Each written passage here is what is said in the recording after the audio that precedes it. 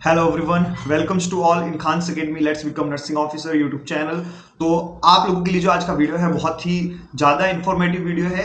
ये video basically जो हमारी दिल्ली गवर्नमेंट की एनडीएमसी की जो डीएसएसबी की वैकेंसी है उसके बारे में है। इस एग्जाम के लिए जो नोटिफिकेशन था काफ़ी टाइम से रिलीज हो चुका है। आप बहुत सारे लोगों ने एग्जाम फिल भी कर दिया होगा, फॉर्म को फिल भी कर दिया होगा, और जिन लोगों ने नहीं किया है वो फॉर्म अभी फिल कर सकते हैं क्योंकि अभी भी लास्ट डेट 20 तारीख तक की है। तो आप लोग अभी भी फॉर्म फिल कर सकते हो। फॉर्म को फिल करते टाइम बहुत सारे लोगों को बहुत सारे इश्यूज आए, तो बहुत सारे लोगों की इंक्वायरी आ रही थी कि इस चीज को कैसे रिजोल्व करना है, इस चीज को क्या देखना है, कैसे करना है। तो वो सारी चीजें भी मैं क्लियर करूंगा क्योंकि अगर किसी का रह गया है, अधूरा है, वो उसने अभी तक नहीं भरा है, तो अभी भी आपके पास 5 दिन है, आप उन्हें रिजोल्व करते हुए उन फॉर्म को वापस से फिल कर सकते हैं।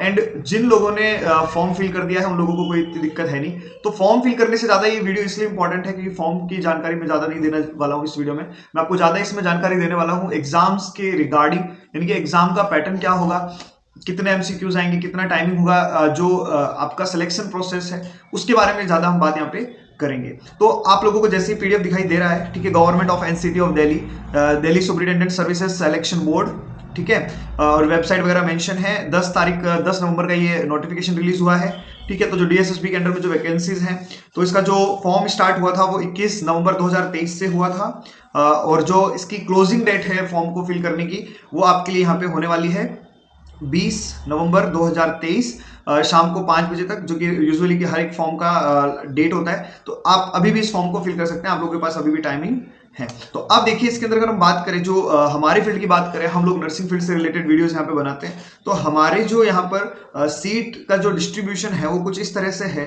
कि जो आप देख सकते हैं आपके 18 नंबर पे जो है जिसका पोस्ट कोड है 89/23, सॉरी 90/23 जिसका कोड है, ठीक है, nurse grade A, new Delhi municipal council यानी कि एनडीएमसी ग्रेड बी की जॉब है। और जो यहाँ पे सीट अलोकेशन किया गया है वो जनरल कैटेगरी के लिए यहाँ पे बेसिकली 37 सीट है, देन ओबीसी के लिए 26, देन एससी एसटी के लिए रिस्पेक्टिवली 11 एंड 6, और जो यहाँ पर जो हमारा सेक्शन है कौन सा ईडब्ल्यूएस वाला, उसके लिए अलग से 10 सीटें यहाँ पे मेंशन है। और टोटल इस तरह से 90 सीट्स यहाँ पे आप लोगों को देखने को मिल रही हैं। और जो लास्ट में जो 4 पोस्ट आपको दिखाई दे रही हैं, 4 पोस्ट दिखाई दे रही है, ये है फिजिकल हैंडीकैप्ड की, है ना। तो ये कुछ इस तरह से ये हम लोगों का जो हम लोगों की जो वैकेंसी है नर्सिंग से related, nurses grade A, then NDMC के अंडर में है ग्रेड बी है, जनरल की सीटें 37, देन 26 ओबीसी की, एससी कैटेगरी की 11, एसटी कैटेगरी की 6 एंड 10 ईडब्ल्यूएस कैटेगरी, टोटल 96, जिसमें से 4 होगी किसकी, फिजिकल हैंडीकैप्ड की। चलिए आगे हम अगर बात करें यहाँ पर इसके अंदर और क्या चीजें हम लोगों को देखने को मिल सकती है उसकी अगर हम बात करें, तो नेक्स्ट पेज पे देखिएगा यहाँ पर हमने इंक्लूड किया है, ये पोस्ट कोड हमने देख लिया है, name of post nurses grade A. अब देखिए यहाँ पे सीट का डिस्ट्रीब्यूशन अगेन दिखाया गया है, 37 UR, OBC 26, SC 11, ST 6, EWS 10 and total 90 seat, ठीक है। तो ये यहाँ पे आपकी दिखाई गई है सारी, जो पीडब्ल्यूडी की है कैटेगरी सी जिसमें 3 है, और डी एंड ई के लिए 1 सीट है यहाँ पे, ठीक है। इतनी कुछ खास बात नहीं है आप लोगों को जानने के लिए, सीट एलोकेशन जो है टोटल 90 सीट है, दैट्स इट। अब देखिए एसेंशियल जो यहाँ पर क्वालिफिकेशंस है वो क्या होने वाली है। तो बहुत सारे लोगों को यहाँ पे एक दिक्कतों का सामना करना पड़ा था क्वालिफिकेशन के अंदर। सबसे पहली बात तो मैट्रिक फ्रॉम रिकॉग्नाइज्ड इंस्टीट्यूशन और इक्विवेलेंट, यानी मैट्रिक यानी 12th पास होने चाहिए आप, ऑब्वियस सी बात है, तो पास किया हो तभी आगे की पढ़ाई की हो। देन देखिए यहाँ पे diploma in general nursing and recognised institution, मतलब GNM, diploma in general nursing and general nursing from recognised institution. इसका मतलब ये नहीं है कि सिर्फ जीएनएम वाले फॉर्म फिल कर सकते हैं, ये सबसे बड़ा कंफ्यूजन था। बीएससी वाले भी फॉर्म फिल कर सकते हैं, कोई इश्यू नहीं है फॉर्म फिल करने में बीएससी वालों को। इवन वहां पर जो फॉर्म फिल करते टाइम डिटेल दिया गया, वहां पे भी जीएनएम के अकॉर्डिंग ही ये डिस्ट्रीब्यूट किए गए, कोई दिक्कत नहीं है। आप अपने बीएससी के जो मार्क्स है उनको नोट कर दीजिए, उनको आप क्या कर दीजिए, मेंशन कर दीजिए। आपको घबराने की जरूरत नहीं है कि आपने आपको ऐसा लगे कि हमने गलती तो नहीं कर ली जीएनएम करके, है ना, ऐसा कुछ भी नहीं है। चलिए आगे चलते हैं। तो आप बीएससी हैं चाहे आप पोस्ट बेसिक है, कुछ भी है, आप ये एग्जाम दे सकते हैं, ठीक है। तो जो यहाँ पे बेसिक पे आप लोगों का रहने वाला है, यहाँ पे देखिए 44,900 से शुरुआत होगी और 1,42,400 तक होगी लेवल से की, यानी कि एग्जैक्ट एम्स के बराबर जो नॉर्थ सेट के बराबर सैलरी है वही है, बल्कि कुछ ज्यादा ही हो सकती है, कम नहीं होगी, ठीक है। एज जो क्राइटेरिया है 18 से 32 साल तक के लोग ये फॉर्म फिल कर सकते हैं। तो देखिए जो नॉर्थ सेट में रह जाते हैं लास्ट ईयर में, जो 30 साल के एंड पे, तो उन लोगों के लिए 2 साल का रिलैक्सेशन भी यहाँ पर प्रेजेंट है ना। तो ये आप लोगों का कुछ डिस्ट्रीब्यूशन है, पोस्ट कोड वगैरह आगे दूसरी वैकेंसी हमें इससे कोई लेना देना खास नहीं है। तो ये मैंने आपको बता दिया पोस्ट के जो है चीजें उसके बारे में। नेक्स्ट हम बात करते हैं, नेक्स्ट पेज पे है मोड ऑफ सिलेक्शन, यानी सिलेक्शन का मोड क्या होगा, किस तरह से एग्जाम होंगे और क्या क्या चीजें वहां पे देखने को आपको मिलने वाली है। तो selection shall be made through 1 tyre and 2 tyre examination scheme, यानी कि अब ये 1 टायर एंड 2 टायर क्या है, हम आगे देखो इसके बारे में बात करेंगे। 1 टायर एंड 2 टायर स्कीम से होगा।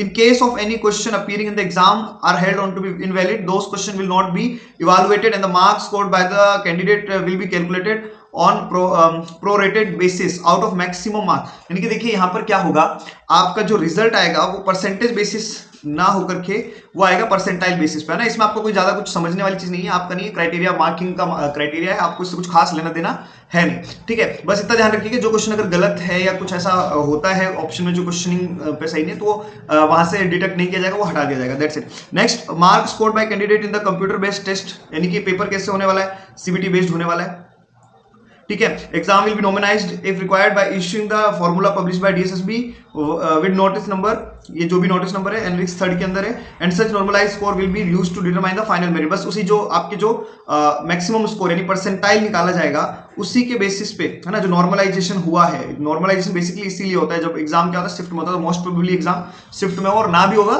तो ताकि वो जो क्वेश्चन बोनस टाइप होते हैं जो हटा दिए जाते हैं उनको इजीली तरीके से स्कोरिंग किया जा सकता है। जो मेरिट है वो उसी के बेसिस पे होगी, ठीक है, कोई नई बात नहीं है, नॉर्मल सी बात है, ठीक है। Draft answer keys of the computer based test will be displayed on the website of DSSB after the examination. Candidate may go through the draft answer key and submit online objections if any within the simple सी बात है, कुछ नहीं, मैं आपको simple सी बात बता देता हूँ। डीप ऑप्शन क्या है, आपका जो आंसर की होगी, है ना, जो एग्जाम के बाद में जो आपका जब आप लॉगिन करेंगे आईडी के अंदर, वहां पर आप लोगों को आपकी जो एग्जाम है ना, उस एग्जाम के आंसर्स के साथ आपके सामने होगा। अब आप वहीं पर क्या कर सकते हैं, आपको जिस क्वेश्चन में ऑब्जेक्शन लगता है उनके आंसर की में वो ऑब्जेक्शन आप डाल सकते हैं, दैट्स इट। तो अगर आपका वैलिड होगा आपका ऑप्शन और वो करेक्ट माना जाता है तो आपको नंबर मिलेगा, अदरवाइज बोनस अगर होता है तो सबका डिडक्ट हो जाएगा, ठीक है। देन अगर हम बात करें तो board in order achieve quality selection and to recruit the best talent available has fixed the following minimum, तो सिंपल सी बात है, जो ई ऑप्शन है इन्होंने मिनिमम क्राइटेरिया फिक्स किया है। तो जनरल कैटेगरी वालों को 40% मिनिमम है, ये क्वालिफाइंग मार्क्स है, इसके नीचे तो भली सीटें खाली रह जाए लेकिन सिलेक्शन नहीं होगा 40 से नीचे ना। ओबीसी के लिए जो दिल्ली के हैं उनके 35% होने वाले हैं, और एससी एसटी जो फिजिकल हैंडीकैप उनके 30% होने वाला है। जो एक्स सर्विसमैन है 5% का उनको रिलैक्सेशन मिलेगा in their respective category subject to minimum of 30% if post is reserved for ex serviceman. अगर जो एक्स सर्विसमैन है उनको उनका जो क्वालिफिकेशन मार्क्स कितना होगा, 35% होगा, ठीक है। लेकिन 30 से नीचे किसी का भी नहीं होना। कोई मान लो आप बोलो कि सर एससी एसटी वाले हैं, ठीक है, एससी एसटी का कोई बंदा जो क्या है एक्स सर्विसमैन है, तो उसका मतलब ये नहीं कि उसका 25% नहीं, इससे नीचे 30 से नीचे नहीं चलेगा, ठीक है, क्लियर है। उसके बाद में जो आगे देखते हैं हम लोग, बात है जो आपका यहाँ पे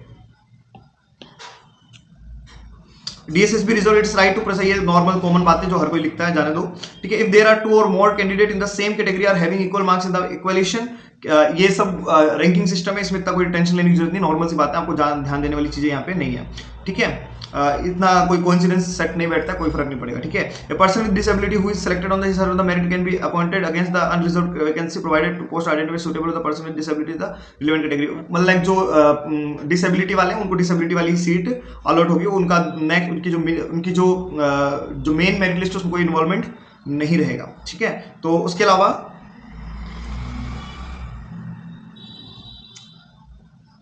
इसमें भी कुछ नहीं है, बस एसेंशियल क्वालिफिकेशन होनी चाहिए, दैट इज पॉइंट। आगे बात करते हैं, कोई इंपॉर्टेंट चीजों पे बात करेंगे हम लोग, तो एग्जाम के बारे में बता दिया। अब जो रिजर्वेशन की बात है उसके बारे में जो इनमें बहुत कंफ्यूजन रहता है, रिजर्वेशन का क्या है, देखिए अब रिजर्वेशन का क्या पॉइंट है यहाँ पे, ये ध्यान दीजिएगा। Reservation benefits will be available to the SC ST OBC and other special category candidate in accordance with the extend instruction order circulars issued from the time to time by the government of NCT of Delhi, ठीक है। अब देखो यहाँ पे जो यहाँ पर जो कैटेगरी का होगा डिसाइड, है ना, कि भाई कौन सी कैटेगरी में किसको आप इन्वॉल्व कर रहे हैं, तो वो जो उसके प्रेजेंट रूल है उसी के अकॉर्डिंग किया जाएगा, ऐसा कोई पुराने रूल्स के अकॉर्डिंग नहीं होगा, जो प्रेजेंट में रूल्स है उसके अकॉर्डिंग किया जाएगा। और यहाँ पर एक बात ध्यान दीजिएगा, ऐसा नहीं कि आपको डाउट हो कि हमारे पास ईडब्ल्यूएस बन जाएगा या ओबीसी बन जाएगा, इन चक्रों में नहीं पड़ना है, आपके पास जो प्रेजेंट में कैटेगरी है वही फिल करनी है, क्योंकि इसके बाद में चेंज करने का आपके पास कोई ऑप्शन नहीं होगा। इन केस आपकी रैंक फर्स्ट भी आ गई और आपके कैटेगरी सर्टिफिकेट में कोई इशू हो गया तो आप नहीं कर पाएंगे कि यार मेरे को तो जनरल की मिल जाएगी, नहीं, आपका सिलेक्शन वहां पे रद्द हो सकता है। तो कैटेगरी बहुत ध्यान से भरिएगा, ठीक है, क्योंकि कैटेगरी में अगर इश्यू हुआ तो वहां पे कोई भी चीजों को वापस से चेंज करने का ऑप्शन आपके सामने नहीं रहेगा, ठीक है। देन नेक्स्ट बात करते हैं, the board make selection of candidate in pursuance of the vacancies reported by the concerned user department. कोई फर्क नहीं पड़ेगा, इससे जाने दीजिए। The cut off date will be the closing date of application is, ठीक है, जो लास्ट डेट है वो है 20 दिसंबर। ये आपको मैंने पहले भी बता दिया, अभी फिर से यहाँ पे दिया गया है, ठीक है, कोई यहाँ पे वो नहीं है, ध्यान रखना आप लोगों को। अब देखो इसमें इंपॉर्टेंट चीज ध्यान में रखिएगा, only OBC candidates notified by government university in the Delhi vide letter, the जो भी लेटर नंबर है, ठीक है, it will be given the benefit reservation, this has further can clarify by service department, ठीक है। देखिए अब यहाँ पे देखो, OBC outside candidate will be treated as unreserved candidates and they must apply under UR category. देखो ये important चीज, जितने भी आउट ऑफ दिल्ली के लोग हैं, ध्यान में दीजिएगा, जितने भी लोग हैं आउट ऑफ दिल्ली के, है ना, जितने भी लोग हैं आउट ऑफ दिल्ली बोले तो जिनका दिल्ली का रेजिडेंशियल सर्टिफिकेट नहीं है, जो यहाँ के रेजिडेंशियल्स नहीं है, वो सभी लोग फॉर्म भरते टाइम ध्यान दें कि वो यूआर से ही फॉर्म भरें, वो ओबीसी से ना भरें। ऐसा नहीं है कि आपको अलग से कंसीडर किया जाएगा, आपको अंडर रिजर्व कंसीडर भी नहीं। आप फॉर्म अगर ओबीसी से भर देंगे तो फिर वो इनवैलिड हो जाएगा फॉर्म ही, है ना। ध्यान रखना, आउटसाइड ऑफ दिल्ली है तो आप जनरल कैटेगरी ही भरें, ठीक है। तो आप वो खुद से नहीं मेंशन करेंगे कि हाँ चलो कोई ना यूआर कर दिया इनको, नहीं, आपको ही जनरल भरना है, ध्यान दीजिएगा इस चीज का, ठीक है।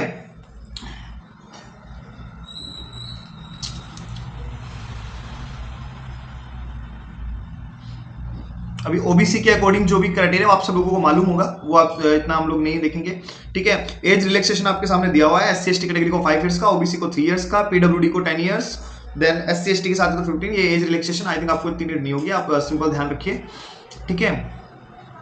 और इसके आगे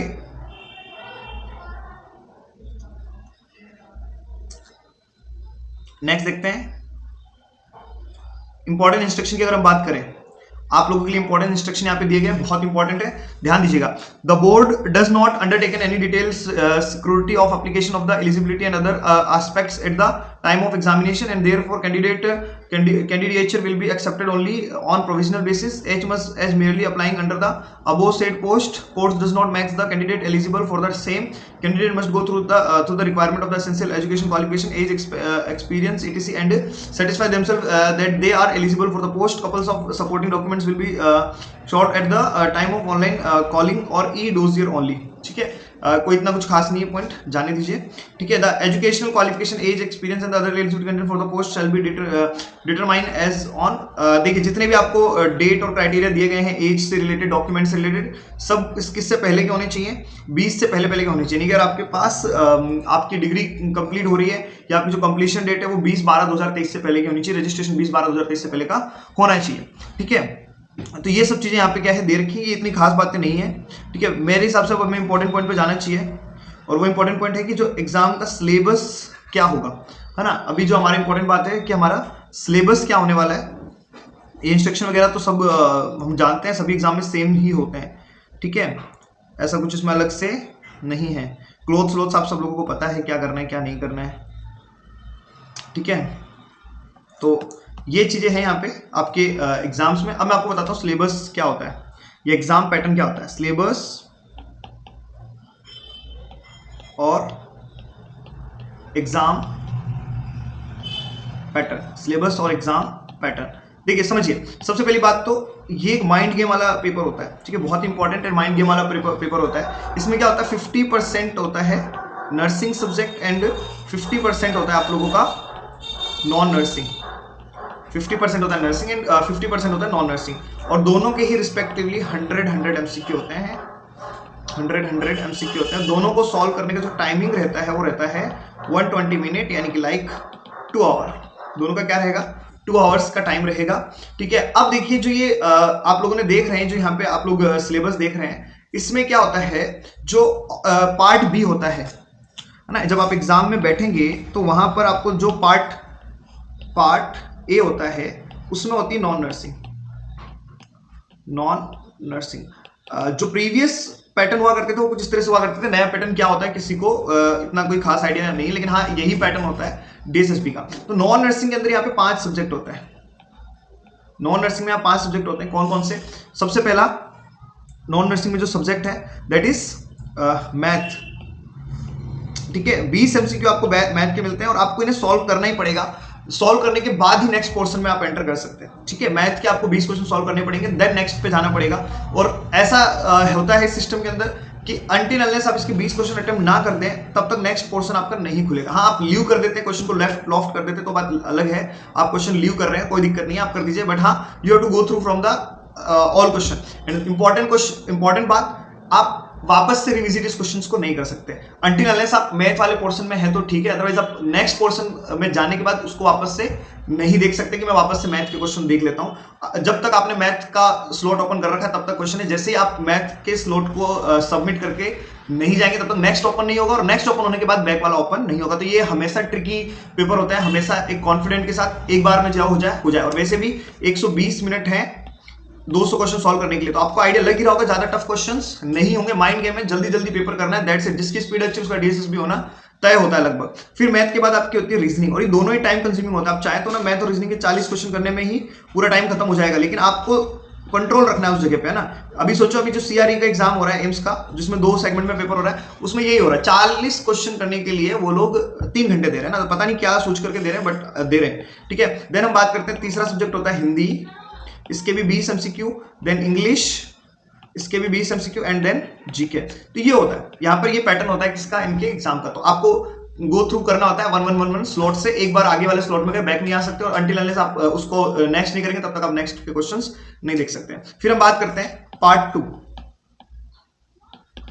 पार्ट बी, जिसमें होती है नॉन नर्सिंग, जिसमें होती है क्या, नॉन नर्सिंग। और ये बड़े ही इजी लेवल का पेपर होता है, ये बहुत ही इजी होती है, ज्यादा टफ नहीं होती है, क्योंकि ऑब्वियस सी बात है 120 मिनट में आप इतने सारे एमसीक्यू, टफ एमसीक्यू कैसे करेंगे, it's just an mind game. तो इसके बाद आपको ये करना होता है, देन आप इसको लास्ट में क्या कर देंगे, सबमिट कर देंगे। एंड सबमिट करने के बाद आपको क्या करना है, बस वेट करना है रिजल्ट का, कि आपका रिजल्ट अच्छा है। तो ये क्या होता है, एग्जाम पैटर्न होता है किसका, हमारे जो सिलेबस पैटर्न होता है किसका, डीएसएसबी का, है ना। अब इस पेपर को क्रैक करने के लिए किस तरह से क्या करना है वो मैं आप लोगों को नेक्स्ट वीडियो के अंदर जरूर बताऊंगा।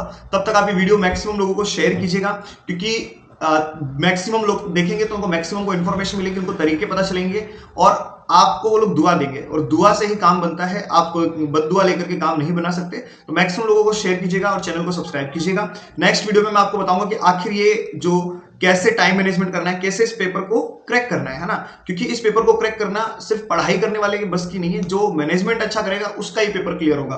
ठीक है, क्योंकि लोग मैथ रीजनिंग में फंस के रह जाते हैं, आगे बढ़ ही नहीं पाते, पेपर ही कंप्लीट नहीं होता एक्चुअल में, तो बात ये होती है। तो अगर आपने 200 के 200 एमसीक्यू गो थ्रू कर लिए तो आपका सिलेक्शन इस पेपर में तय है, आपका सिलेक्शन कोई भी यहां पर नहीं रोक सकता है। Is it clear? तो जरूर वीडियो को शेयर कीजिए, नेक्स्ट वीडियो जरूर देखिएगा, नोटिफिकेशन और बेल आइकन जरूर प्रेस करके रखिएगा, बहुत जल्द आपको इसका सेकंड वीडियो भी मिलेगा।